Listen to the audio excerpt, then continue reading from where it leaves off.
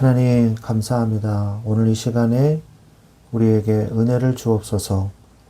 주의 말씀이 나의 마음속에 담겨지게 하시고 뿌리 내려지게 하시고 능력의 역사가 나타나게 하여 주옵소서. 주의 말씀은 내 발의 등이요 내 길의 빛이니이다. 예수 그리스도의 이름으로 기도합니다. 아멘. 네, 하나님의 말씀은 열왕기상 15장 말씀, 15장 4절 말씀입니다. 열왕기상 15장 4절 말씀을 한 절만 보도록 하겠습니다. 그의 하나님 여호와께서 다윗을 위하여 예루살렘에서 그에게 등불을 주시되 그의 아들을 세워 뒤를 잇게 하사 예루살렘을 견고하게 하셨으니. 아멘. 네, 오늘 말씀은 르호보암, 유다 왕국의 솔로몬에 이은 왕이죠. 그 르호보암의 아들 아비암에 관한 이야기가 처음에 나오게 됩니다. 그래서 열왕기상 15장의 말씀을 전체적으로 우리가 좀 살펴보면 유다 왕 아비암은 부친의 죄를 따랐고 하나님 앞에 온전치 못했습니다. 그럼에도 하나님은 신실한 종 다윗을 기억하셔서 예루살렘에 그의 등불이 꺼지지 않게 하셨죠. 그러니까 그의 왕조가 무너지지 않게 하셨습니다. 이는 왕조의 유지가 인간의 의가 아닌 하나님의 언약적인 은혜에 근거함을 보여주고 계시는 것이죠. 인간 왕은요, 불완전하고 죄를 짓습니다. 그러나 하나님은 택하신 종과 맺은 언약에 신실하십니다. 구원의 역사는 인간의 공로가 아닌 하나님의 신실하심과 그의 은혜로 이어진다는 사실을 우리가 가르침을 받게 되는 것이죠. 우리가 하나님과 언약을 했다면은 이렇게 언약을 했잖아요. 근데 인간과 인간 사이의 언약은요, 둘 다 불완전해요. 그래서 완전할 수가 없습니다. 그러나 하나님과 인간 사이의 언약은요, 하나님께서 완전하시기 때문에 그 언약을 하나님께서 성취해 나가신다는 것이죠. 이게 참 중요한 내용입니다. 제가 나중에 더 깊게 설명을 하겠습니다.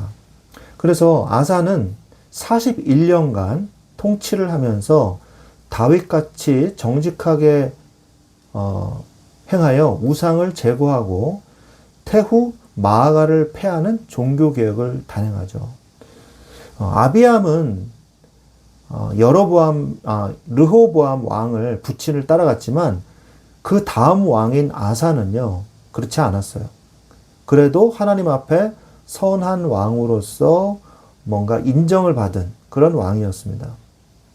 그러나 바하사의 침공 위기 앞에서, 바하사는 이제 북이스라엘의 왕이죠. 북이스라엘이 침공을 한 거예요. 그 위기 앞에서 과거의 신앙을 잊고 성전의 은과 금을 이방 왕에게 보내는 불신앙을 범하게 됩니다.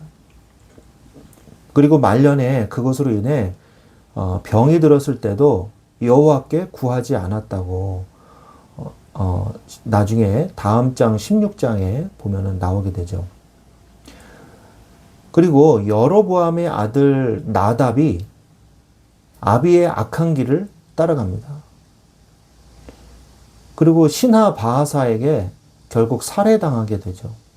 바하사는 왕위에 올라서 여로보암의 온 집을 멸하여 선지자 아히야를 통해서 선포된 하나님의 심판의 말씀이 성취되게 됩니다. 그러나 그 자신도 여로보암의 죄를 그대로 답습하면서 악순환을 반복하게 되는 것이죠. 그래서 우리는 오늘 말씀을 통해서 오늘 우리가 읽은 말씀 등불이 무엇인가에 대해서 우리가 같이 묵상을 하기를 원합니다. 르호보암은요, 여로보암이 있고 이 르호보암인데, 르호보암은 유다 왕국의 왕이고 여로보암은 북이스라엘의 왕이죠. 참고로 말씀드립니다. 근데 르호보암의 죄를 아비암 왕이 따라가요. 이게 아버지가 르호보암이죠. 그러니까 그 다음 왕이 이 남유다 왕국의 그 다음 왕이 아비암인데 이 아비암이요 르호보암의 죄를 따라간 거예요. 어떻게 따라갔냐? 그 부모의 배경을 보면 아비암이라는 말이요 나의 아버지는 얌이다 이렇게 해석이 됩니다. 얌은 바다의 신을 얘기하는 거거든요. 그러니까 우상 숭배의 배경에서 자랐음을 우리가 알 수 있는 것이죠. 나중에 역대하에 보면 다른 이름으로도 나옵니다. 근데 그것은 이제 나중에 역대하에서 또 살펴보기로 하고요. 그의 아버지 르호보암은 어땠냐? 제가 여러 번 말씀하시다시피 우상 숭배를 방치함으로 유다 전역을 다 타락시켰어요. 그리고 그의 어머니 마아가는 아세라를 섬기는 강력한 태우까지 되었죠. 그래서 나중에 손자에 의해서 폐위가 될 정도로 굉장히 우상 숭배를 심하게 한 그런 어머니 밑에서 이 아비암이 자라게 된 것입니다. 그럼 아비암 왕의 신앙은 어땠냐? 성경은요. 열왕기상 15장 3절에 그에 대한 신앙을 평가하고 있어요. 그의 아버지가 이미 행한 모든 죄를 행하고 그의 마음이 그의 조상 다윗의 마음과 같지 아니하여 그의 하나님 여호와 앞에 온전하지 못하였으나 이렇게 나오거든요. 역대하에서도 나오는데 역대하는 좀 다르게 평가를 하고 있습니다. 역대하에서는 그의 전반적인 평가를 하는 것이 아니라 단편적인 어떤 사건에 대한 긍정적인 묘사를 해요. 스마라임 전투가 나오는데 북이스라엘과 전투를 벌입니다. 거의 2배가 되는 이 적군과 북이스라엘과 내전이죠. 싸우게 되는데 그때 신앙의 고백을 해요. 역대하 13장 18절에 보면 그때 이스라엘 자손이 항복하고 유다 자손이 이겼으니 이는 그들이 그들의 조상들의 하나님 여호와를 의지하였습니다. 그렇게 나옵니다.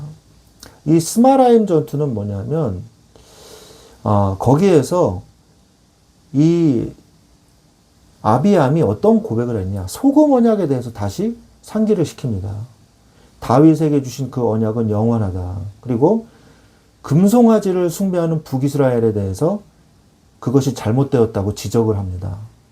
또한 하나님이 우리의 머리시다라고 자기들의 군사들 앞에서 부하들 앞에서 고백을 하는 그런 내용이 나와요. 그런데 결국에는 이런 부분들이 그때뿐이었고 그의 전반적인 어떤 평가는 부정적이었다는 것을 열왕기상에서는 말씀하고 계시는 거죠. 그의 주요 업적으로는 여로보암과 전쟁에서 대승하게 되죠. 그래서 아비야와 그의 백성이 크게 무찌르니 이에 이스라엘의 택한 병사들이 죽임을 당하고 엎드러진 자가 50만 명이었더라. 이 내용이 나오거든요. 역대하 13장 15절에. 그 업적이 있고 왕권을 안정시켰어요.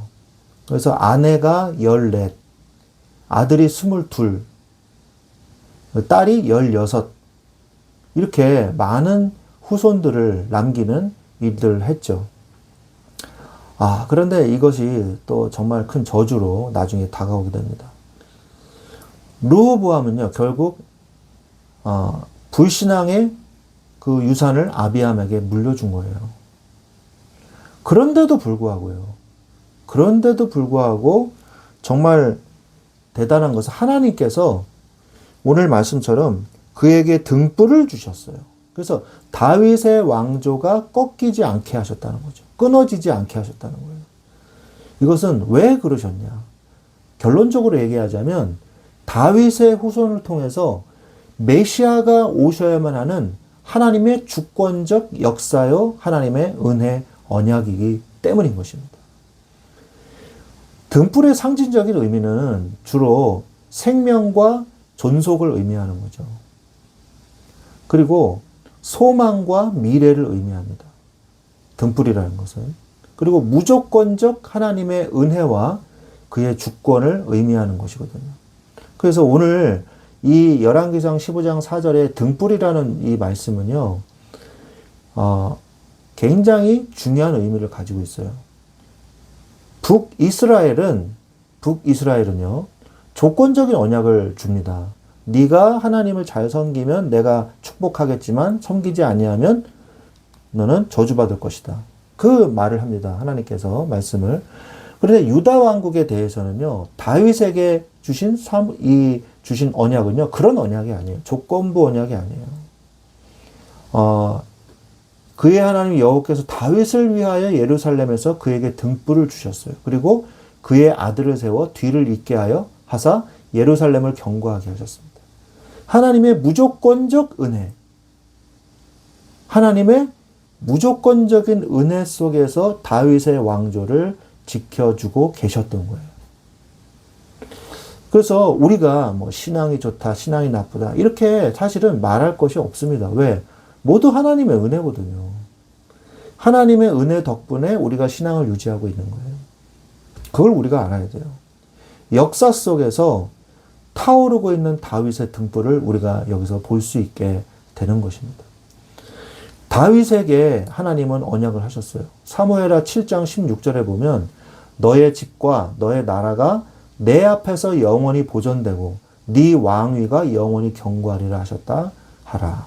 이렇게 말씀하셨거든요.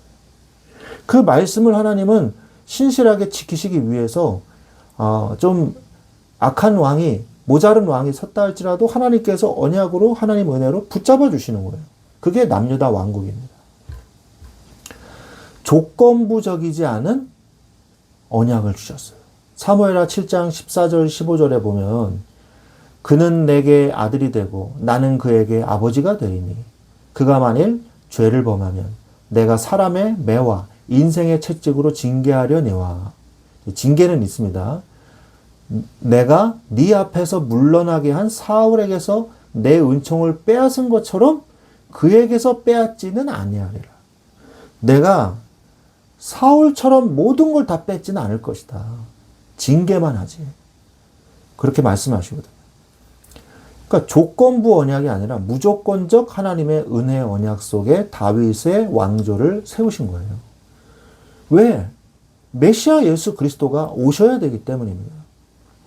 유다의 역대 왕들에게 계속해서 말씀하고 계세요. 여호람 왕에게도 열왕기하 8장 19절에 보면은 여호와께서 그의 종 다윗을 위하여 유다 멸하기를 즐겨 하지 아니하셨으니 이렇게 말씀하시고요. 그와 그 자손에게 항상 등불을 주겠다고 말씀하셨음이더라. 이렇게 나오거든요. 아달랴가 이 다윗의 왕조를 씨를 말리려고요. 대학살을 저지릅니다. 근데 그때에도요. 왕의 딸 여호세바가 아하시아의 아들 요아스를 왕자들이 죽임을 당하는 중에서 빼내어 그와 그의 유모를 침실에 숨겨 아달랴를 피하여 죽임을 당하지 아니하게 한지라. 요아스가 그와 함께 여호와의 성전에 6년을 숨어 있는 동안에 아달랴가 나라를 다스렸다. 이 혈통을요 잊게 하신 거예요. 사단이 이 예수 그리스도의 족보를 망가뜨리려고 방해했지만 하나님의 섭리를 거스를 수는 없죠. 우리가 그 유다 왕국의 왕조를 보면서 우리는 뭘 깨달아야 되겠습니까? 하나님의 은혜 속에 있는 나 자신, 여러분은 자신을 발견하시기 바랍니다. 다윗의 왕조는요, 하나님의 은혜 속에 있었어요.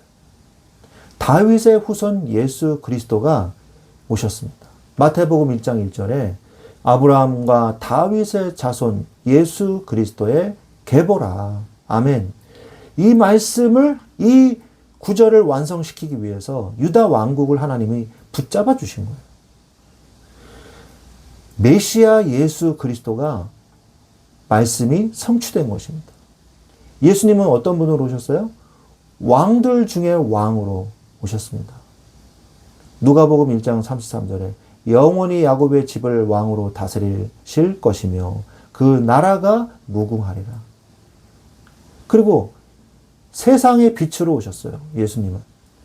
예수께서 또 말씀하여 이르시되 나는 세상의 빛이니 나를 따르는 자는 어둠에 다니지 아니하고 생명의 빛을 얻으리라 라고 말씀하십니다. 그 생명의 등불이요, 다윗에게 주신 등불이요, 예수 그리스도의 생명의 등불로, 세상의 빛을 비추는 등불로 빛나게 되는 것입니다.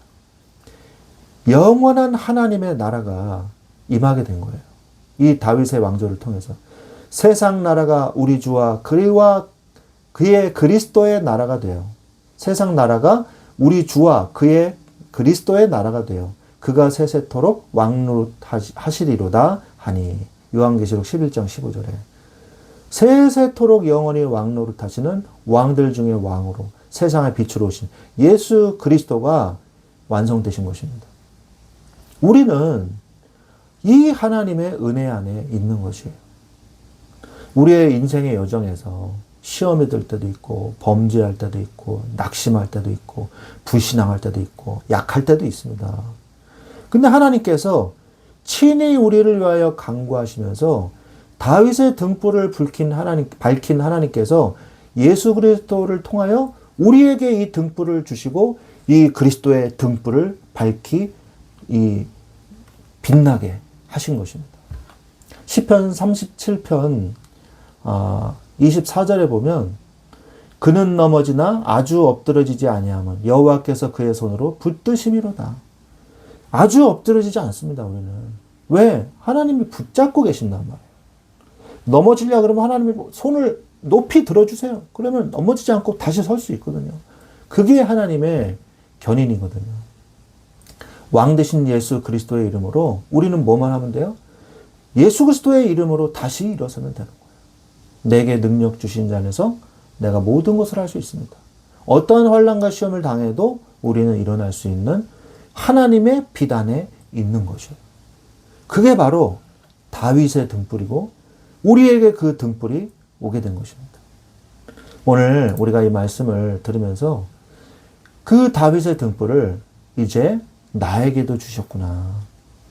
하나님 감사합니다. 그리고 내가 이 등불을 이제 어떻게 해야 돼요?